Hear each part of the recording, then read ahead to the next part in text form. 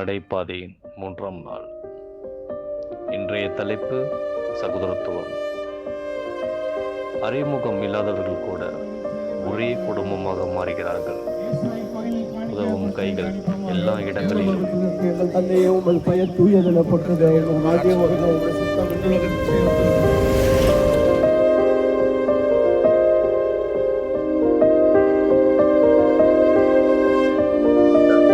வணக்கம், நான் குடுவாஞ்சேரியிலேருந்து வரேன்.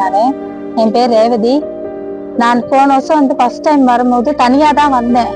தனியாக வரும்போது மாதம்மா எனக்கு யாருமே துணை இல்லையேன்னு சொல்லிட்டு நான் வந்தேன். ஆனால் வரும்போது எனக்கு ஒரு துணை அந்த மாதம்மா எனக்கு கொடுத்துனே வந்தாங்க. போன வருஷம் போயிட்டு வெற்றிகரமாக போயிட்டு வந்துட்டேன். ஆனால் இது வரைக்கும் ஒரு கால் வலியில எதுவும் இல்லை. போன வருஷம் வெற்றிகரமாக போயிட்டு வந்துட்டேன். இந்த வருஷம் 2வது வருஷம் வரும்போது நான் ஒரு 3 நாள் முன்னாடி நான் அழுவேன். மாதம்மாட்ட சொல்லி, மாதம்மா இந்த வருஷமும் நான் தனியாக தான் போகிறேன், எனக்கு துணை யாருமே இல்லை அப்படின்னு சொல்லி நான் ரொம்ப மனசுல பாரத்தோட வந்தேன். வரும்போது குடுவாஞ்சேரி நான் கிராஸ் பண்றேன். போன வருஷம் பார்த்த ஆளுங்களே நான் பார்த்தேன். பார்த்துட்டு அவங்க கூட அப்படியே நடந்து வரும்போது எதிர்ச்சா இந்த டீம்ல இருந்து நான் வர டீம்ல இருந்து அவங்க மாதம்மா அவங்க டீம் வந்தாங்க.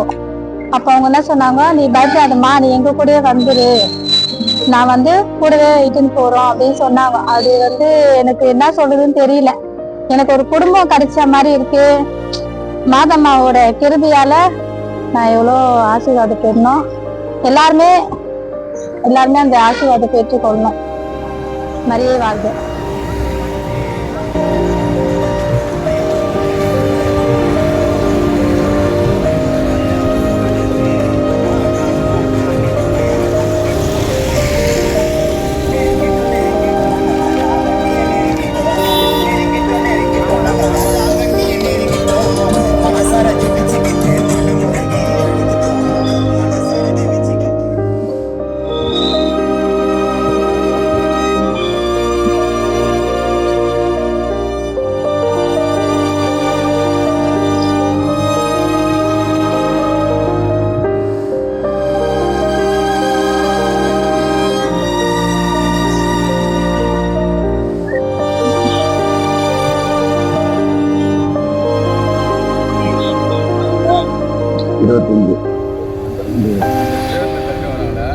அந்த பாப்பா குழந்தை இல்லாத ஒரு 6 மாதம் 2-3 குழந்தை பிறந்து இறந்துட்டு திருப்பியும் விடாத தேரில் வேண்டி நம்ம பிறந்தது.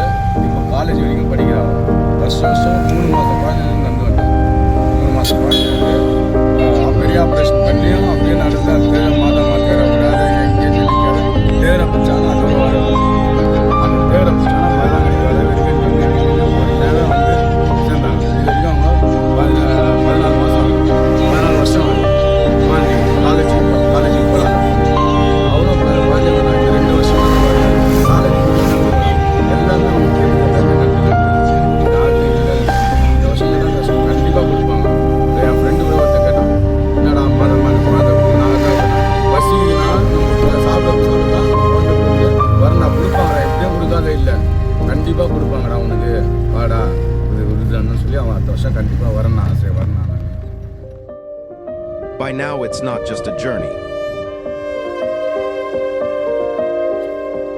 It's a way of life.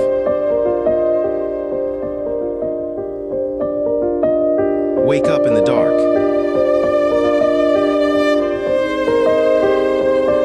Walk in the light.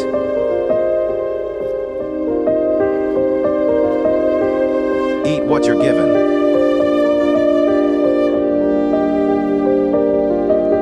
Sleep where you land.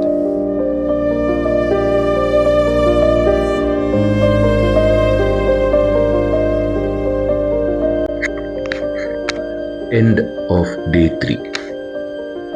Tonight we sleep in the temple corridor.